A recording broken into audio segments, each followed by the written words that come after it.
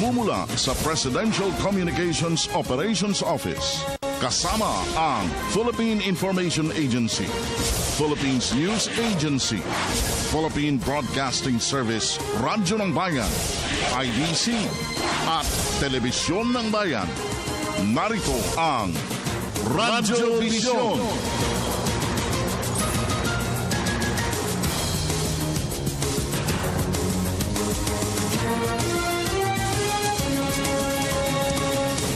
Isang makabuluhan, mapayapa, masaganang umaga. Luzon, Visayas at Mindanao. Saan man kayo naroon, anuman ang inyong ginagawa sa mga oras na ito, samahan po ninyo kami sa isa na namang edisyon ng ating Radyo Vision sa Media ng Bayan sa araw na ito ng Biyernes, Pebrero 19, 2016. At tayo po ay patuloy na maghahatid sa inyo ng ilang mga kaganapan, tampok na mga balita na nakaguhit sa ilan nating mga pahayagang pangumaga. At siyempre pa, makakapiling at makakaagapay po natin dito sa ating Radyo ng Bayan Studio ang wala pa rin kakupas-kupas at patuloy na nagniningning na ikangay luningning ng ating Antipolo City. Ang aking co-anchor lady na sa tuwing mag-i-smile ay merong given dimple. Miss Zarina Lozuegro. Zar, good Friday morning. Yes, maganda umaga ka, Francis. Maganda umaga din po sa ating mga tagapakinig at nanonood ngayon dito sa Radyo Vision. Samahan niyo po kami sa loob ng isang oras na tunghayan at pag-usapan ang may init na balita dito sa ating bansa. Live po kami napapanood ngayon sa PTV4 at IBC13. Live streaming naman po sa www.ptv.ph at www.ptvnews.ph. Maaari nyo rin pong i-download ang aming PBS Radio app o PBS Radio app sa inyong mga App Store. At mag-text na rin po kayo sa 0922-358-2679. At ang inyo pong makakaagapay pa rin, Francis Cancino. Sama-sama tayo till 7 o'clock in the morning sa kabuuan ng ating weekend presentation. Kalakip ang pagkapakawala natin ng malawakang paglilingkod na pambayan, ang paghimay, pagsuri sa ilang mga maiinit na isyong nakaguhit sa ating mga pahayagang pangumaga sa araw na ito ng Biyernes at ang ating napapanahong pakikipagtalakayan sa ating hapag ng talastasan. At para po sa kapakanan ng ating mga listeners sa Radyo ng Bayan, kami po ay masusubaybayan nyo sa 32 himpilan ng Philippine Broadcasting Service, Radyo ng Bayan, Luzon, Visayas, Mindanao at worldwide sa pamagitan ng audio streaming. At para pa rin sa ating mga texters naman, please, huwag lang kalimutan ang inyong mga pangalan at addresses. In fairness, baka hindi po mabasa ni Zarina ang mga mensahe niyong walang pangalan at address. And please, keep it short and simple. Ganun lang po yun. Okay, good morning, Zar. Good morning, Sir Francis. At ako'y excited ngayong Friday na ito sapagkat napakarami natin na ihahatid na magagandang balita. Una na sa lahat, antabayanan natin sa buong oras na ito hanggang alas 7. Etong umagang ito, ang pagdating ng Pangulong Aquino mula sa kanyang pagdalo sa US ASEAN Summit, Yes, na kung saan marami na namang package of good news. Yan. Tama ka dyan ka, Francis. Kasama nga sa magandang balitang ito, yung mga niligawan na investors ni Pangulong Aquino during sa kanyang US ASEAN Summit. Yun. At akala ko kung ano yung niligaman, hindi naman sila. At siyempre pa, ang unang-una sa lahat na hinaantay dito, yung nabitawan ng ating Pangulo doon sa isang kanyang talumpati na ang unang-unang aasikasuhin niya pagbalik, yung paglalagda sa SSL4. Yung executive order na magpapatupad dito sa nabingbin na SSL4. At saka meron pang isang inihihirit Nasa hapag na raw yata ng Pangulo yung malasakit bill.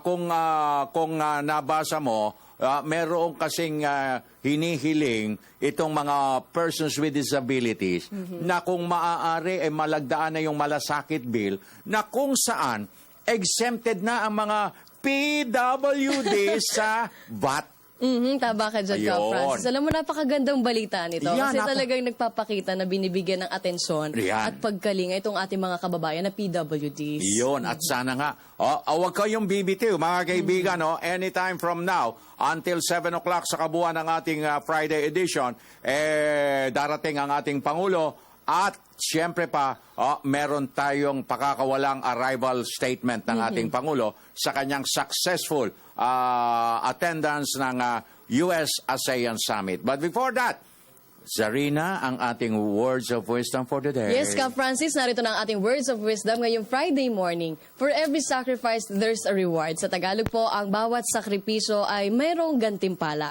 Mula po yan kay Michael Johnson. Alam mo, eksakto na naman, lumikot na naman ang isip ko dito sa words of wisdom na ito eh. Talagang totoo. Totoo to, ako ay 101% na sang-ayon dyan. Hindi ako makikipag-argumento. For every sacrifice, there's a reward.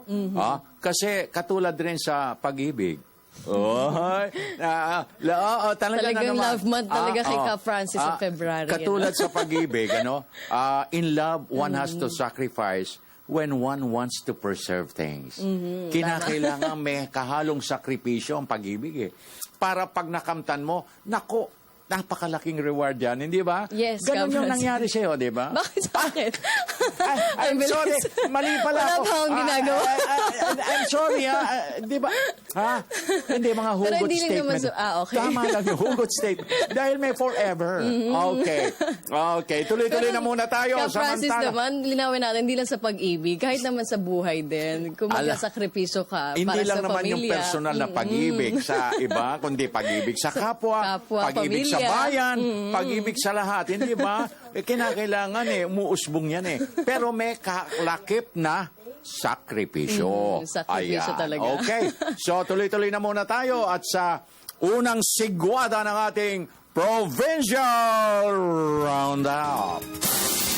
Bayan Patrol Report! Unahin na natin, Ka Francis, ang Butuan, Radyo ng Bayan, kasama si Malu Apega. Magandang umaga, Malu. Konektado ka. Good morning din kasama Sarina. Aabot sa 140 milyong pisong halaga ng farm facilities at projects ang i-turnover ni Department of Agriculture Secretary Proceso Alcala sa Agusan del Norte at Surigao del Norte ngayong araw at ito ay gaganapin sa Surigao del Norte Convention Center. Ayon sa Department of Agriculture Caraga, ito turnover ni Alcala ang halagang 66 na milyong pisong halaga ng proyekto sa Agusan del Norte at 74 na milyong pisong halaga naman sa Surigao del Norte. Ayon sa DA, lampas sa 10 mga farmer at irrigators associations ang mabibiyayaan sa pamamahagi na dadaluhan naman ng libu-libong individual mula sa iba't ibang munisipyo. Kabilang sa mga ipapamahagi ang 4WD tractors, rice reapers, floating tillers, pump and engine sets, hand tractors at composting facilities. May ipapamahagi ring mga certificate of fund transfers para sa mga itinatag na farm to market roads sa RTR Agusan del Norte at Higakit Surigao del Norte at notice to proceed naman sa mga farm to market road projects sa Nasipit at Sicharaw, Agusan del Norte at sa Sison at Malimuno, Surigao del Norte. Maliban sa mga big ticket items na ipapamahagi, may magaganap ding parapol ng mga hand tractors, floating tillers, garden tools, mga Carabao, pack bags, fertilizers, soil ameliorants at iba pa na aabot sa halagang 1.8 milyong piso. Ang nasabing kaganapan ay isang pagtupad ni Secretary Alcala sa kanyang commitment sa Agusan del Norte at Surigao del Norte. Para sa Radyo Vision, mula sa DXPN Radyo ng Bayan Butuan, ito si Malu Pizarro Apego, Media ng Bayan. Maraming salamat, Malu Apego. Puntahan natin kagyat ang ating radyo ng bayan tayog sa lalawigan ng Pangasinan with Grace Acuar. Grace, na imbaga bigat kakapsat, konektado ka. Yes, Lembaga Bigat ka Francis at ka Zarina. Sang-ayon ang Pangasinan Police Provincial Office sa pag-host ng ceremonial peace covenant sa lahat ng mga bayan upang makamit ang zero election-related violence. dahil nakasama ang Pangasinan sa ilalim ng Election Watch Area. Ayon kay Police Senior Edgar Alan Ocubo, Officer in Charge, Provincial Director ng Pangasinan Police Provincial Office, nakatakda ang peace covenant signing ng mga provincial candidates sa iba't ibang araw habang mga hepe naman ng pulisya sa iba't ibang bayan ay maglulunsad ng parehong aktibidad sa kanilang nasasakupan lugar. Matatandaan na nauna na ang bayan ng Rosales at Labrador sa pagsasagawa ng Peace Covenant signing noong unang linggo ng Pebrero. Nagsumiti rin noong Pebrero 1 si Ocubo sa sangguniang palalawigan ng listahan ng 20 bayan sa probinsya na isinailalim sa Election Watch List areas, ngunit hindi inilantad ang laman ng listahan. 15 bayan na nasa talaan ng Election Watch List ay patuloy na ina-assess. Inihalimbawa pa ng opisyal na ang pangunahing batayan sa pagtukoy ng Election Watch List areas ay kabilang rito ang presensya ng matinding political rivalry at history ng election-related violence. Aabot anya sa 200 PNP personnel ang hiniling na may dagdag sa kanila para masiguro ang ligtas at payapang halalan sa Mayo 9. Para sa Radyo Vision, Grace Acquar ng DWRS Radyo ng Bayan Tayo Pangasinan, Media ng Bayan. Thank you very much sa Radyo ng Bayan Tayo, Grace Acquar. Puntahan naman natin ka Francis ang Iloilo Radyo ng Bayan kasama si John Paul Hervas. Maayong agad sa imo, John Paul. Konektado ka.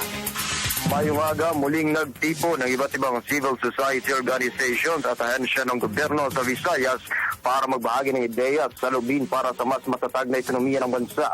Sa dinaos na Philippine Labor and Employment Plan for 2016-2022 consultative meeting kahapon dito sa Iloilo, mismong si Department of Labor and Employment o DOLE Secretary Rosalina Baldos ang una sa paglatag ng iba't ibang plano. Ayon sa kalihim, layunin na naturang pagpupulong na malaman mula mismo sa iba't ibang sektor ang iba't ibang issue na dapat bigyang pansin at solusyon ng gobyerno, lalo na ng susunod na administrasyon. Kasama sa mga isinulong na plano ng mga kalahok ang pagpaparami ng employment opportunities, pagpapanatili ng magandang relasyon ng mga manggagawa at employers, pagpapalakas ng social protection, lalo-lalo na sa mga vulnerable workers, at patuloy na epektibong pamamahala, legislative agenda, research at statistics. Masayang ibinahagi rin ng kalihim na dahil sa suporta ng publiko, natupad ang mahangari ng Philippine Labor and Employment Plans 1-11 hanggang sa taong kasalukuyan. Samantala kahapon, Pebrero 18, ipinatupad na ng DOLE ang dagdag na 500 piso sa minimum wage na makasambahay sa Western Visayas. 2,500 piso na ang minimum wage na makasambahay na nagtatrabaho sa mga first-class cities and municipalities sa rehiyon. Samantalang 2,000 piso naman ang matatanggap na minimum wage na mga nagtatrabaho sa ibang panglungsod at bayan sa Western Visayas. Mula sa Iloilo, para sa Radio Vision, JP Hervas, Media ng Bayan. Maraming salamat, John Paul Hervas.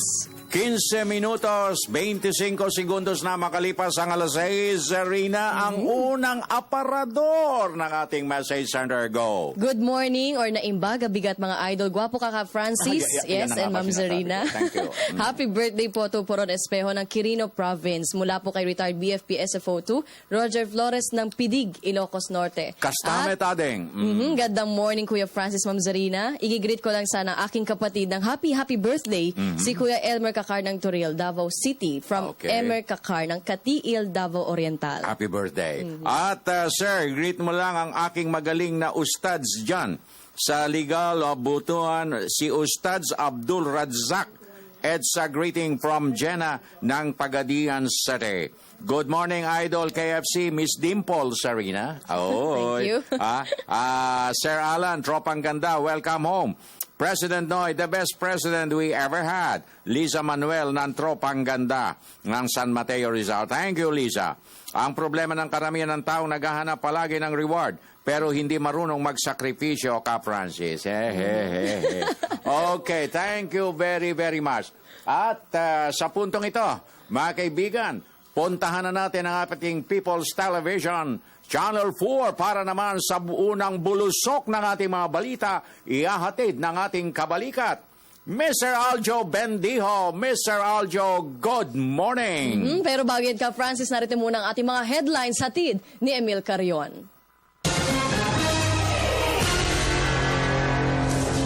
Unang-una sa hanay ng balitaan dito sa Radyo Vision. Pag-iimprenta ng mga balota na ituloy na ng National Printing Office matapos itong ihinto ng isang araw. Pangulong Aquino muling pinabulaanan ang mga ulat na secret candidate ng Malacanang, si Senadora Poe. Pangulong Aquino umaasa na hindi babaliwalain ng susunod na lider ng bansa ang naibalangkas na kasunduan ng gobyerno at MILF. Energy Regulatory Commission posibleng iparefund ang dagdag singil sa kuryenteng ipinatupad ng Meralco ngayong Pebrero. Siksik at mainit ang mga balita kasabay ng inyong almusal dito sa Radyo Vision Media ng Bayan. Magandang umaga, maraming salamat ka Francis and Charina. Narito na ang detalye ng ating mga balita na ituloy na ng National Printing Office ang pag-imprenta ng mga balot na matapos itong hinto ng isang araw dahil hindi nakalagay ang partido ni Presidential Aspirant at Senadora Miriam Defensor Santiago sa balota. Nilinaw naman ng COMELEC na mga na-imprentang balota ay hindi pa opisyal at may sapat pa silang panahon para sa ballot printing. Balitaan mo kami, Ria Fernandez. Balik pag-iimprenta na ng mga balota ang National Printing Office o NPO matapos ang isang araw na delay na nag-ugat sa hindi pagkakalagay ng partidong People's Reform Party ng presidential candidate na si Senadora Miriam Defensor Santiago. Ayos na, okay. And in fact, this afternoon, we will again start printing the official ballots for the overseas absentee voters. Nitong Miyerkules, inamin ng printing committee head ng COMELEC na si Director Genevieve Guevara na pansamantala nilang inihinto ang ballot printing. Natuklasan kasi nilang wala ang partido ni Santiago sa tabi ng kanyang pangalan pagka-imprenta ng 39 na pirasong balota. Dahil dito, agad silang tumungo sa COMELEC warehouse sa Santa Rosa, Laguna para ayusin ang ballot face. Nilinaw ni Guevara na ang mga balotang naimprenta ay hindi pa opisyal. Ang mga ito ay para raw sa final testing at sealing ng vote counting machine sa VCMs na gagawin 1 linggo bago ang halalan sa Mayo 9. Sa kabila ng delay, tiniyak ni COMELEC Chairman Andres Bautista na may buffer time pa sila para sa ballot printing. Nagsimula ang pag-iimprenta ng mga balota noong Lunes matapos maantala ng 3 beses mula sa orihinal na schedule na January 26. Sa nalalabing 70 araw, kailangang mag-imprenta ng NPO ng 54 na milyong balota para sa mga botante sa buong bansa, 1 milyon para sa overseas absentee voters at 1 milyon pa na para naman sa testing. Para sa Telebisyon ng Bayan, Ria Fernandez. Muling pinabulanan ni Pangulo Aquino ang mga ulat na secret candidate ng Malacanang si Senadora Grace Poe. Iginit ng Pangulo na malinaw na ang kanyang sinusuportahan ay si Liberal Party candidate Mar Rojas.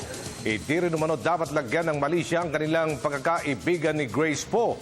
Matatandang lumutang ang mga report na may secret candidate ang palasyo matapos dumalo si Poe sa karawan ni Pangulong Aquino. Pero tiro mo na sa second part na. Nag-text siya sa akin, sabi niya, happy birthday. No? Tapos, parang tanda ako doon sa text, wala yung telepono ko as usual. No? Pero something to the effect na, sir, invited ba ako doon sa dinner? O, di sinagot ko. Ako, if you're comfortable, of course, you're invited. Tapos ang text niya, sabi niya, baka yung magka-issue pa. So many quarters, baka hindi na lang ako pupunta. Pero thank you for considering me as a friend that you invited me. Sabi ko, the next time. Tapos nagbago siya isip, dumating siya, and she stayed for a few minutes. No? Not that long. Okay. So, palagi ko naman, I'd like to think she went there as a friend na wanting to help me celebrate my birthday. Okay.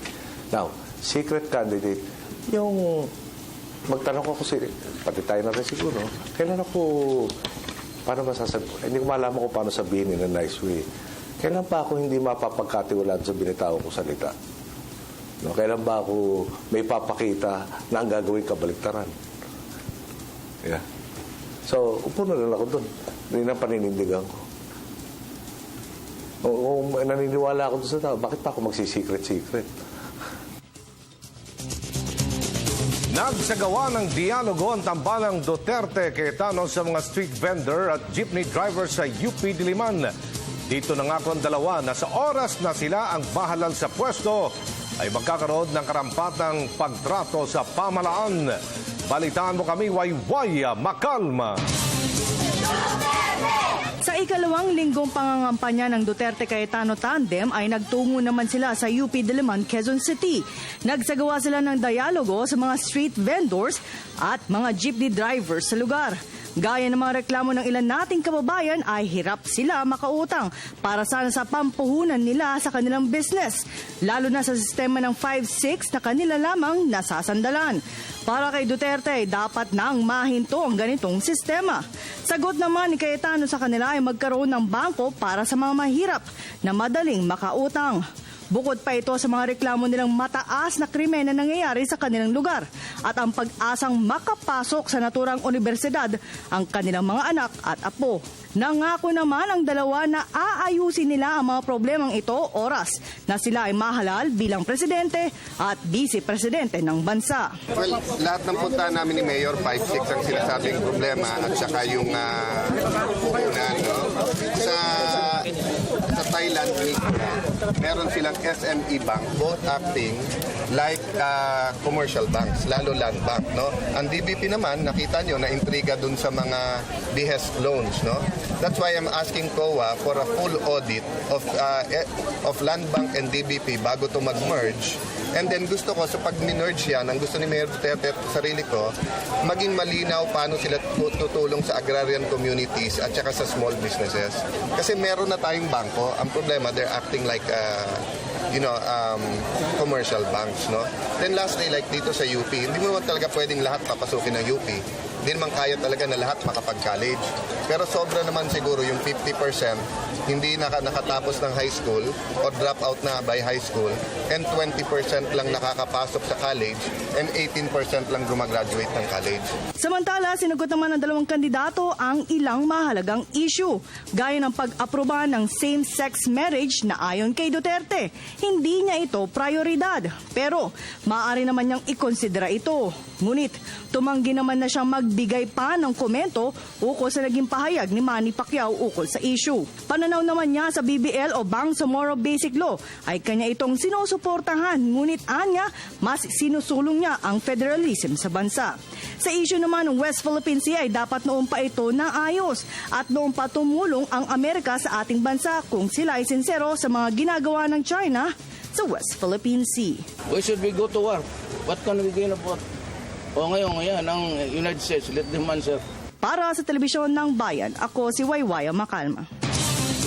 Iginit ng China na lehitimo ang kanilang pagdideploy ng missile sa pinag-aagawang mga isla sa West Philippine Sea. Ayon kay Chinese Foreign Ministry spokesman Hong Lei, hindi ba niya tiyak ang mga espesipikong detalye kaugnay ng paglalagay ng missile ang China. Ginagawa lamang ito ng kanyang bansa para sa national defense at hindi militarisasyon. Una nang sinabi ni Chinese Foreign Minister Wang Yi na gawa-gawa lamang ng Western media ang mga reporting hinggil sa missile deployment. Subalit kalaunay kinumpirma ng mga US officials ang pagdideploy ng China ng missile system. Umasa naman si Paulo Aquino na hindi babaliwalain ng susunod na lider ng bansa ang nabalangkas na kasunduan ng pamahalaan at ng MILF. At ayon kay Pangulo Aquino, ang mga kasunduang pangkaunlaran sa pagitan ng dalawang panig ay nakakit na ng mga pamumuhunan sa ilang bahagi ng Mindanao. Balitaan mo kami, Rocky Ignacio. Ipinagutos si Pangulo Aquino na ibayo pang ipatupad ang mga kasunduang pangkaunlaran sa pagitan ng gobyerno at Moro Islamic Liberation Front. Sa media interview sa Los Angeles, sinabi ng Pangulo na magsisilbing daan pa rin ito para isulong ang kapayapaan matapos hindi makapasa ang Bangsamoro Basic Law sa Kongreso. Ang naturang panukalang batas ang magsisilbing gabay para makabuo ng bagong Bangsamoro Political Entity kapalit ng ARMM. Ano ba na pwede kong gawin ngayon para mapaigting lalo yung suporta ng mga talagang nanindigan para dito, talagang tumaya ng gusto. Inutos ko na i-maximize yung tinatawag na peace dividends. No? Yung sa Jahatra comes to mind. No? Yung mga training na ginagawa natin to help the fighter become a productive citizen. Kabilang sa mga tinukoy ng Pangulo ang pagdagsa ng mga pamumuhunan sa ilang bahagi ng Mindanao kasama na ang Tawi-Tawi. Tuloy-tuloy pa rin anya mga programang infrastruktura sa lugar. Nauna nang sinabi ni Pangulo Aquino na ibabahagi ng Pilipinas sa ASEAN-US Summit ang BBL bilang hakbang laban sa extremism. Isipin nyo, no? Parang kayo hindi gagalakin ito. Recently, well, not that recently, but in 2014, yung very first time in the ARM, nagkaroon ng International Business Conference. Okay. In Tawi-Tawi. Okay. At ang resulta, 400 businessmen from Malaysia, Brunei, Indonesia, and Japan came. Ang investment pledges is close to 1 billion pesos just for Tawi-Tawi. Okay. Yung... Nasaan yung isang ano? Ito ka. Investment sa ARM from 87.9 million in 2010. In 2014, siyempre 2015 tinatali pa. Pero in 2014, from 87.9 naging million, naging 3.9 billion. Without the BBL. Okay, so, talagang lahat ng paraan na magagawa natin, na madama ng mas marami, na talagang substantial yung pagbabago dyan sa mga lugar na yan, inutos kong gawin ng paspasan. No? Meron na ongoing, meron pa ba tayo madadagdag dyan, gawin natin. At ulit, no? Para makita, talaga nagbabago na dito sa amin. At meron, madali naman ibang makita. Kunyari yung Basilan Circumferential Load. Palagay ko, hindi ako sure, pero at least sigurado ako, pangalawa akong presidente at least na gumagawa yan at tapos na. No? Pero baka 3 o 4 kami gumawa yan eh. O di yung dati naghihintay, natapos rin. At ginagamit ang pang-commercio doon. Pang-security operations doon. Sa kabila ng pagkabigo ng BBL, kumpiyansa naman si Pangulo Aquino na hindi isasantabi ng susunod na administrasyon ang nauna ng nabalangka sa kasunduan ng gobyerno at MILF. So, ulitin ko lang, no? Yung hindi tayo nag-umpisa sa susunod na administrasyon mula sa wala. Mag-uumpisa tayo na talagang konkretong meron ng pinag-uusapan. Natapusin na lang yung pagpe-perfect nitong batas na to. At palagay ko, sino papalit sa akin, gagawin lang unang agenda yan. Baka iba, kailangan na sila mismo ang lumikha. Ganoon talaga sistema eh. Pero walang makakapaliwanag pag hindi pa naging batas to sa susunod na administrasyon. Para sa Telebisyon ng Bayan, Rocky Ignacio, Los Angeles. Pinag-aaralan na ng COMELEC kung may paglabag sa COMELEC Cruise sa nakatakdang rematch ni Manny Pacquiao at Timothy Bradley sa Abril. Aminado si COMELEC Chairperson Andres Bautista na may gray area sa naturang issue dahil walang malinaw na patakaran hinggil dito. Anyang nakasaad lamang sa panuntunan ng COMELEC ay patungkol sa TV at radio personalities na kumakandidato kung saan kailangan naman ito na maghain ng leave of absence sa kanilang mga programa sa telebisyon at radyo. Ito'y upang hindi nila magamit ang airtime sa pangangampanya. Posibleng ipa-refund ng Energy Regulatory Commission ang dagdag singil sa kuryenteng ipinatupad ng Meralco ngayong Pebrero. Ay sa tagapagsalita ng ERC na si Floricinda Baldodigal, masyadong malaki para sa kanila ang dagdag singil na 42 centavos kada kilowatt hour na ipinatupad ng Meralco. Anya aabutin pa ng 1 buwan ang ginagawang paghihimay ng ERC kaugnay sa depensa ng Meralco sa ipinatupad na power rate hike. Dagdag pa nito posible ang refund kapag napatunayang may mali ang Meralco sa pagpapatupad ng taas singil sa kuryente. Matatandang sinabi ng Meralco na kaya sila nagtaas ng singil ay dahil tumaas din ang presyo ng kuryente sa mga kakontratang planta. At dyan ang kalipunan natin mga balita ngayong umaga. Ako po ang inyong tagapagbalita, Aljo Bendio. Samantala, balik muna sa inyo dyan ka Francis at Sarina. Thank you very much, Mr. Anjo Bendijo, sa mga balita natin nagatid sa ating orasan. 31 minutos, 36 segundos na makalipas ang alas 6 at binabagtas na natin ang ikalawang bahagda ng ating weekend presentation. Samantala, greet ko Captain John Valls Valdivino. Happy birthday! Greetings from Anacan Barangay Council. Happy birthday! Gandang buhay po sa inyong dalawa. Bakit gano'n na lang ang panggagalaiti ng mga taga-showbiz personalities, lalo na yung mahilig, manggaya ni Mami D, lalo na yung mga Becky, malakas man sila, gaya dyan sila kumikita. Yan ang tunay na mga tao, walang hiya. Di nila alam nakasasakit sila ng damdamin. Samantalang dinaanan, sinabi ni Pacman kung sino bakla. Hindi naman niya daw sinabi. Okay, palibasa kasi yan ang gawain nila. Kung hindi kumayod, walang papatol sa kanila. Banji Hoven ng Sogod, Southern Leyte. Kalma-kalma lang. Huwag na nating painitin ang mga pangyayari. Humingi na ng dispensa yung tao. Tanggapin na natin, huwag na nating palakihin, sa halip na makatulong tayo, lalong lumalala ang sitwasyon. Gandang morning po, kailan po ba pipirmahan ng EO teachers po ang maraming ginagawa? Kakarampot lang ang sahod. Salamat po.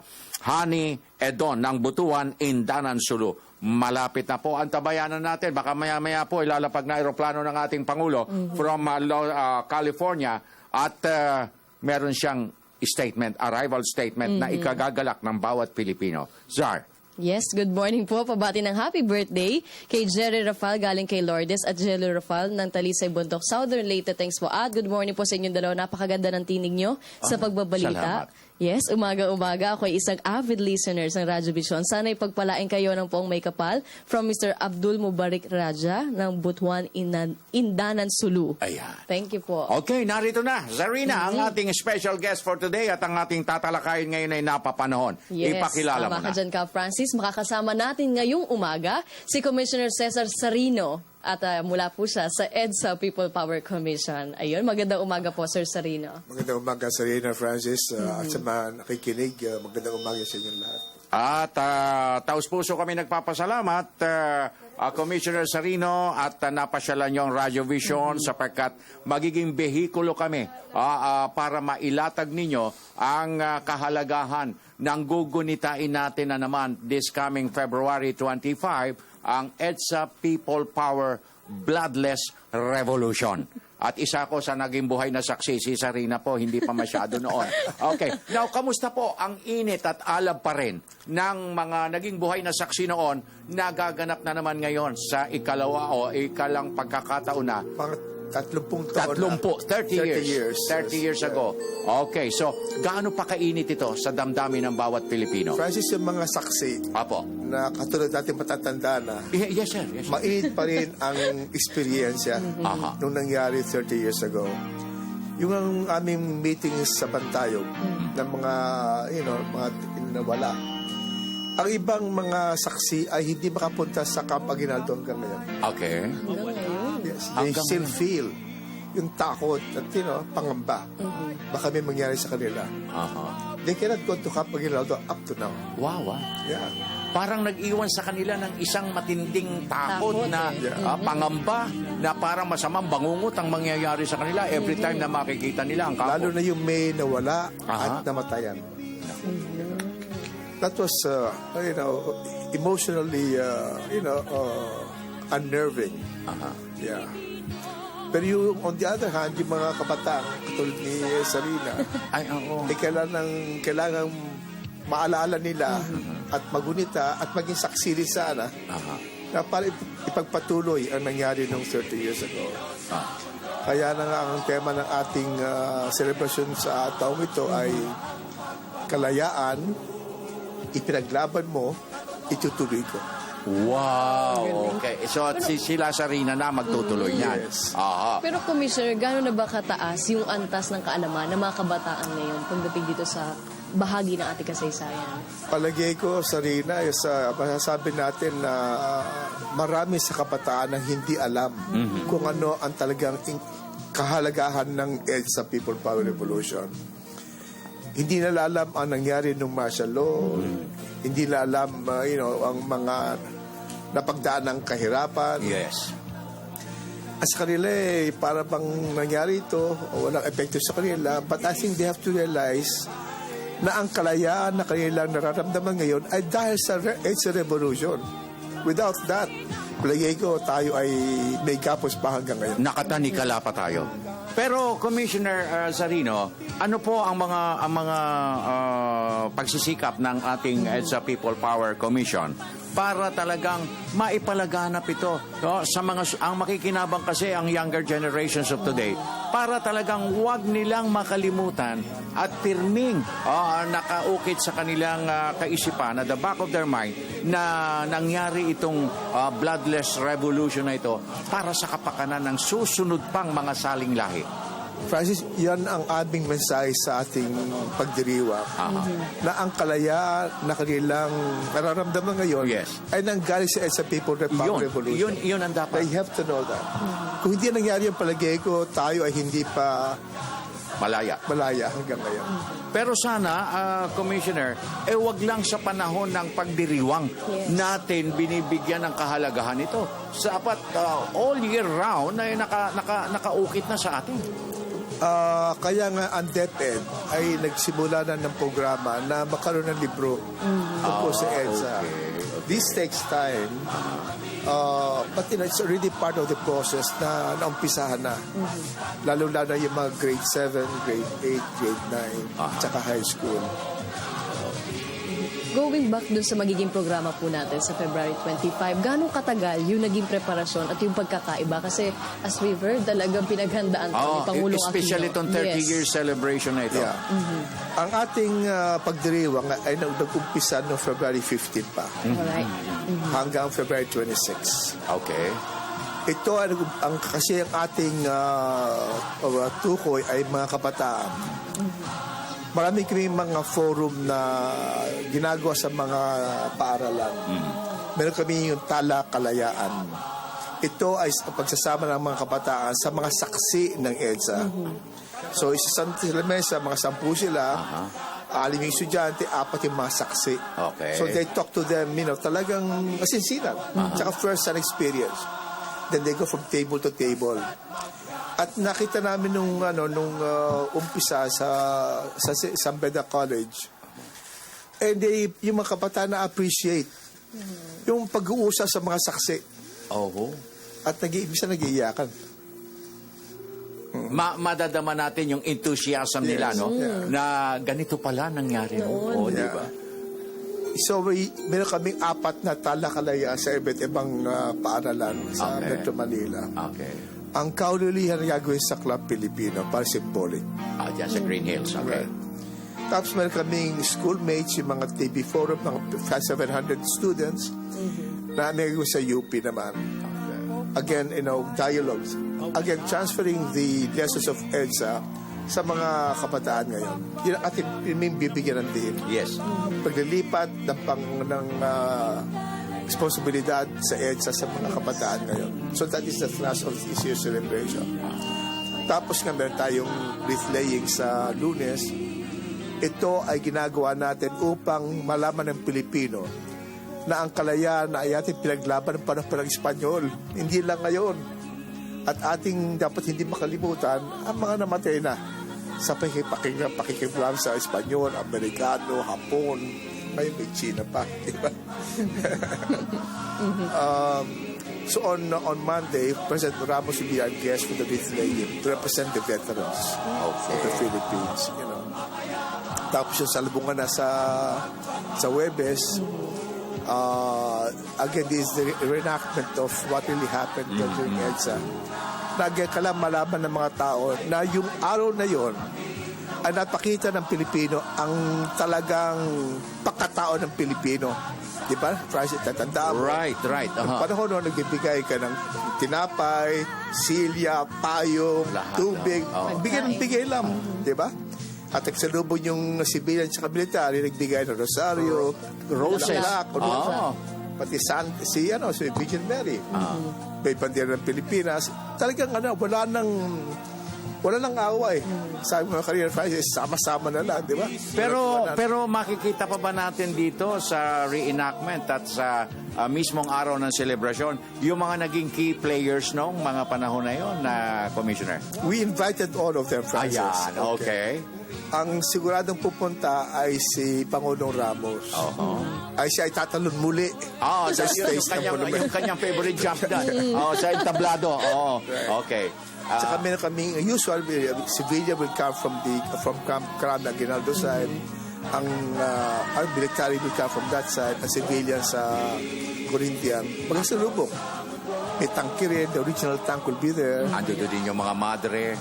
Seminaria, pare. Nakasaksi ka na ba ng selebrasyon na yan? Yes, Ka Francis. In my 5 years time sa industriya, sa media, doon ko na siya nasaksihan. Ayun. Ano experience mo, Sarina?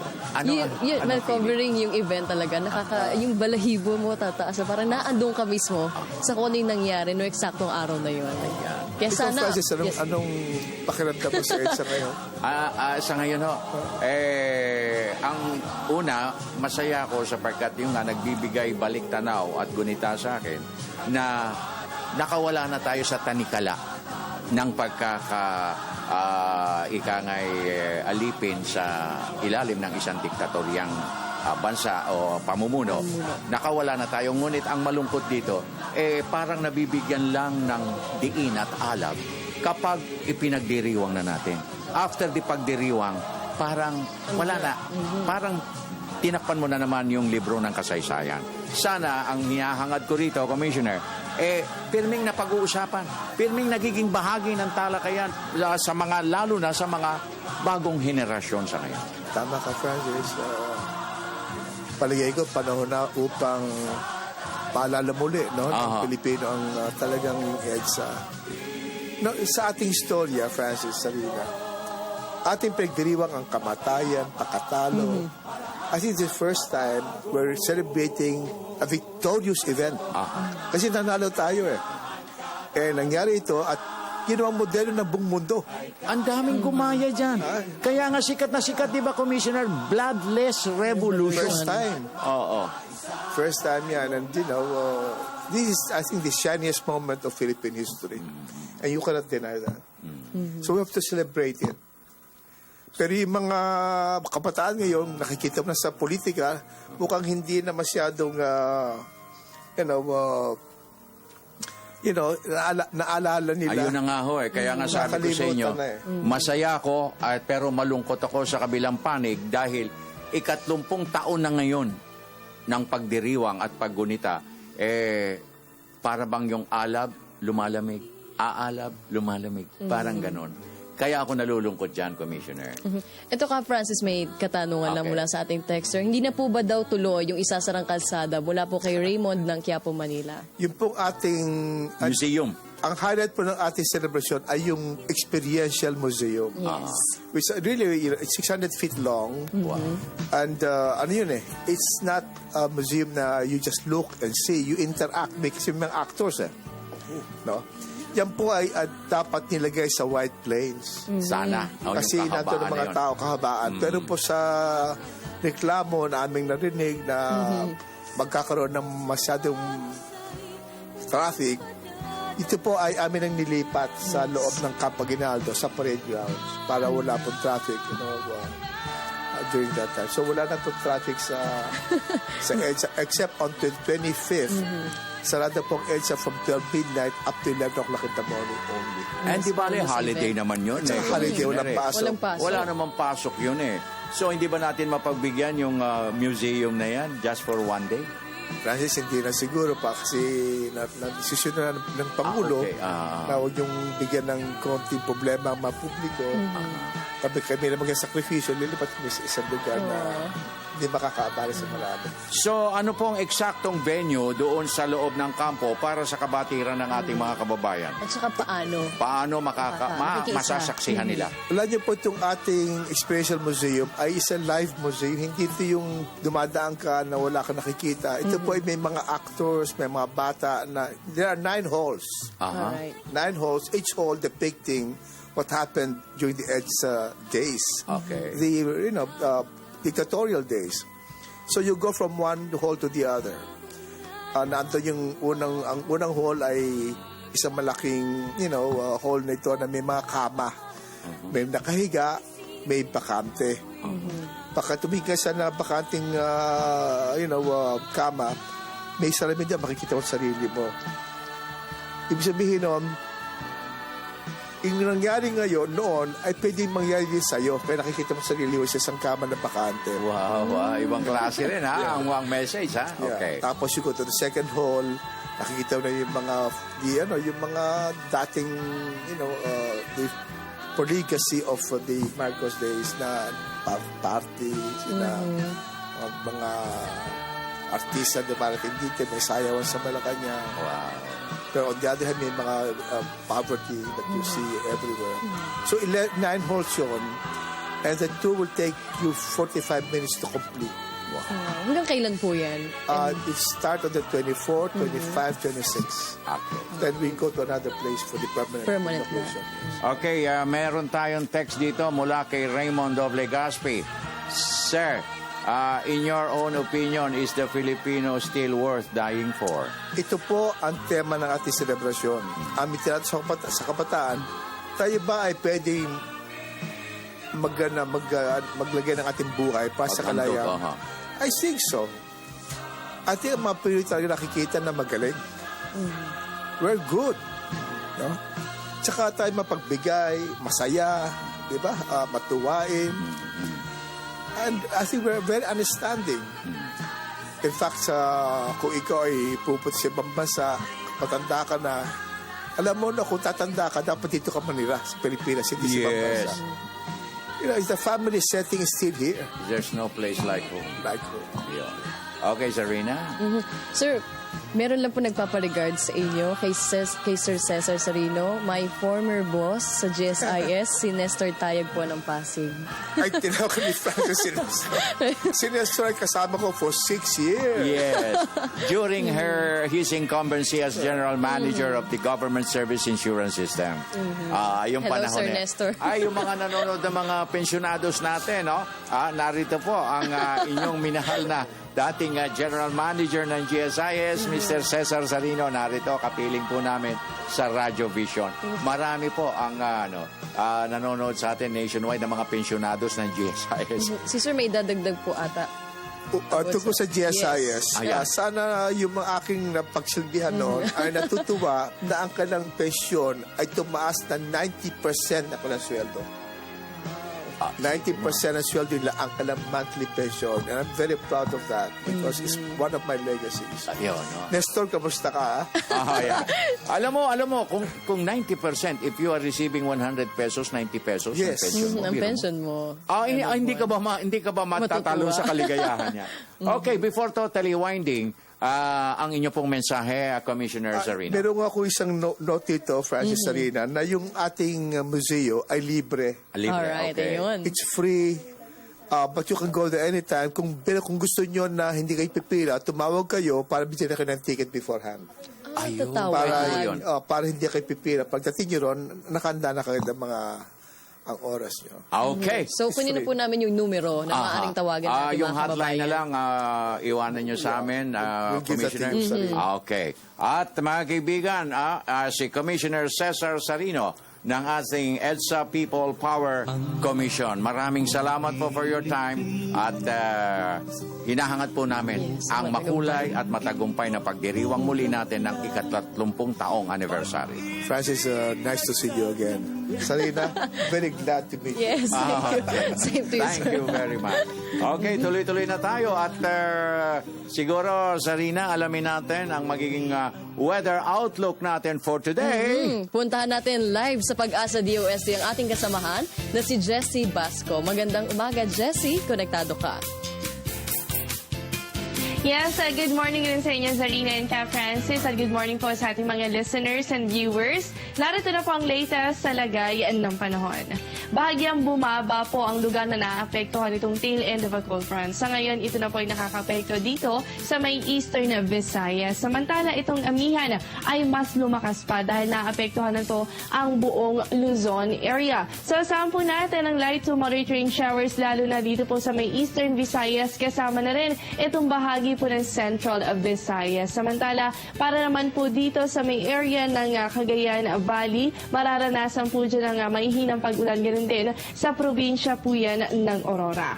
At para naman sa area po dito pa sa ilang bahagi po ng Luzon, kabilang dyan ang Metro Manila at ang natitirang bahagi po ng Luzon, asahan po ang pulo-pulong mahihinang pag-ulan. Ibig sabihin, fair weather conditions sa mga susunod na oras at may chance lamang ng mga mahihinang pag-ulan. At dito naman sa may Mindanao area, ganun din sa natitirang bahagi pa ng Visayas area, good weather condition maliban po sa mga localized thunderstorms. Silipin naman natin ang lagay ng panahon sa iba't ibang bahagi ng bansa. Unahin muna natin dito sa may Luzon area. So para po sa Lawag, Olonga po kasama po ang Tagaytay, Legazpi, Puerto Princesa, maging dito sa Metro Manila at Baguio, fair weather o maliwalas po ang ating panahon. Dito po sa may Tugigaraw, paghandaan po natin ang pagkakaroon ng maulap na kalangitan, ganun din yung mga mahihinang pag-ulan. Dako naman po tayo sa Visayas area, kasama po dito ang Tacloban, Iloilo, Bacolod at Metro Cebu. Pare-parehas po kayo makakaranas ng light to moderate rain showers dahil nga po yan sa patuloy na pag-iral nitong tail end of a cold front. At para naman sa Mindanao area, good weather condition for Cagayan de Oro, Metro Davao, and Zamboanga area. Ang temperatura bahagyang mataas po yan, nasa pagitan yan ng 23 to 35 degrees Celsius. At dahil patuloy pong umiiral itong hanging amihan, silipin po natin yung lowest temperature. Ayon sa Pag-asa, kahapon po, February 18, sa Baguio City pa rin naitala ang pinakamababang temperatura. Yan po ay nasa 12.4 degrees Celsius. Sinigdan po ito ng Basco na merong 18.3 degrees Celsius. Sa Lawag naman, di po nalalayo ang temperatura. Yan po ay nasa 18.8 degrees Celsius. Tugigaraw, 20 degrees Celsius at sa Vigan, yan po ay nasa 20.1 degrees Celsius. So kung mapapansin nyo po, halos karamihan sa mga lugar natin ay nasa may northern part ng Luzon. Ito po kasi yung direktang naapektuhan ng hanging amihan. Samantala, yung hindi po naabot ng ang hanging amihan ay nakakapagtala naman ng pinakamataas na temperatura. So mostly, kung mapapansin nyo po, ito ay nasa southern part ng bansa, particularly Mindanao area. So sa General Santos, nasa 36 degrees Celsius, Cotabato 34.9 degrees Celsius, 34.7 degrees Celsius for Zamboanga, 34.2 degrees Celsius for Davao, and for Butuan, naitala po kahapon ang 33.5 degrees Celsius. Yan muna ang latest na lagay ng panahon para sa Radyo Vision mula sa Pag-asa DUST. Ako po ang inyong weather body, Jessie Basco, Media ng Bayan. Maraming salamat, Jessie Basco. Okay, tuloy-tuloy na tayo. May Yes, mga Ka, Francis. mensahe at announcements tayo dyan, Zarina. Ito na yon. Ang Victory ng Mapa High School Batch 71 graduates ay magdiriwang ng kanilang ika-45 Alumni Homecoming or Sapphire Jubilee Celebrations. Okay. Kasabay ng kanilang ika-73 Grand Reunion na gaganapin po sa Manila Hotel Fiesta Pavilion sa February 28. Ang registration ay mag-uumpisa ganap na 2:00 ng hapon. At nagpapabigay po tayo ng isang maingat na mensahe kay Sir Dean Bernardo, pabalik po ng Manila. See you soon po, sir. And ito po, magandang umaga po, ma'am, sir. Pakibati po ng happy birthday ang mga kasamahan ko sa trabaho. Si Sir Ken, mabuhay ka, Divine Abelia at kay Ka Evie Parma ng SCC Innovation. Pagbati galing kay Tano Manumbali. Thank you po. Ay, siya nga pala, Zarina, meron pa tayong nais na ipaalala at ipabatid sa ating mga listeners, viewers, sa lahat ng ating mga kababayan, na kung sakasakali na meron po kayong nababalitaan na napakalaking retrenchment na nagaganap sa ibang bansa, Middle East, na naapektuhan yung marami nating mga OFWs, makipag-ugnayan po kayo sa tanggapan ng Department of Labor and Employment para makasiguro kayo. Kasi sinasabi po ng Philippine Overseas Employment Administration at ng DOLE sa pamagitan ni Secretary Linda Baldos na hindi naman daw po totoo yung mga retrenchment na sinasabi at napapabalita. Nag-aagam-agam tuloy at nalulungkot yung mga pamilya rito. Hindi nila malaman eksakto what is the real score.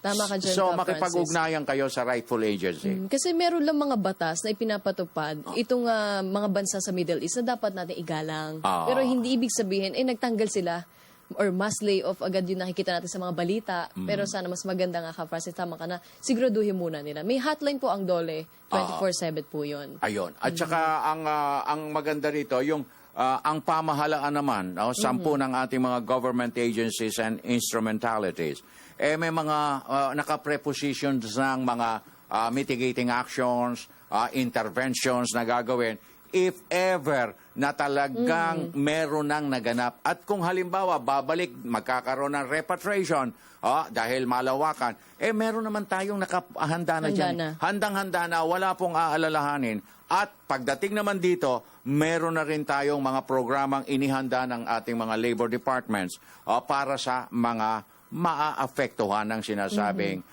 retrenchment na yan. Hindi natin mayaalis na mangyayari yan, Zarina, sapagkat apektado ang industriya ng langis.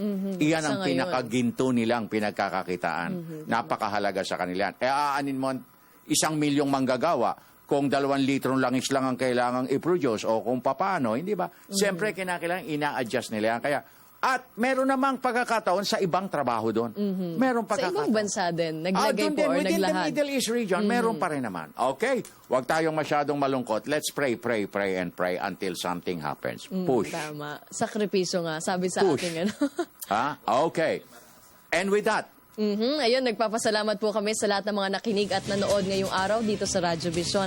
Kung na-miss niyo po ang aming edisyon ngayong araw, maaari po kayo mag-log on sa PTV page sa youtube.com. At muli, ako po, si Zarina Lusuegro. At ang inyo naman pong kaagapay, Francis Cancino, sa ngalan ng Radyo Vision Family. Minsan pa nag-iwan ng isang mapayapa, masagana at magandang umaga. Have a blessed and fruitful weekend ahead of us. God bless. Until next week, maraming salamat po. Thank you, Anjo Bendijo.